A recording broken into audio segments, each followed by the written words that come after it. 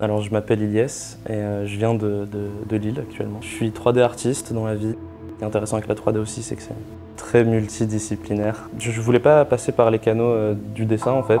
J'ai toujours été très influencé par tout ce qui est film, cinéma, donc science-fiction, vaisseaux spatiaux, jeux vidéo, enfin toutes ces choses-là en fait, toute cette culture. Et en fait directement, moi à la base je voulais faire une école de cinéma en fait, avant de savoir ce que c'était ça.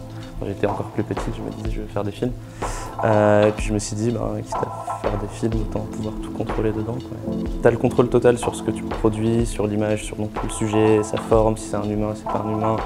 Ça peut être ce qu'on veut en fait. Enfin, c'est la lumière, la profondeur de champ, le mouvement de la caméra, la vitesse de la caméra, simuler qu'elle soit portée. Enfin, la contrainte, elle n'est pas dans ce que tu peux faire, mais elle est dans ce que tu sais faire. Moi, je veux pas je veux pas créer quelque chose que tout le monde puisse interpréter de la manière unique et ultra claire comme ça. Je veux juste que tout le monde ait une interprétation différente. La rose que j'ai travaillée pour Low Impact, c'est la première de la série. Le propos, c'était très personnel. C'était vraiment, donc en fait, c'est parti de ce truc où j'avais besoin de retourner à quelque chose qui allait au-delà d'Instagram, enfin, qui était plus simple qu'Instagram en fait.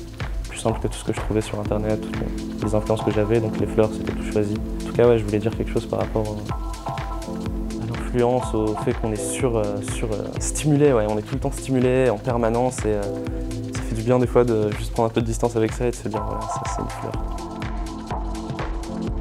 Je pense que la démarche de l'Impact prouve que ce qu'on pensait pas possible en fait, pas viable, peut l'être. C'est une bonne démarche parce que c'est pas juste une démarche de revendication, comme tu le disais tout à l'heure, c'est pas juste une démarche de pointer du doigt des problèmes, c'est aussi une démarche d'apporter des solutions.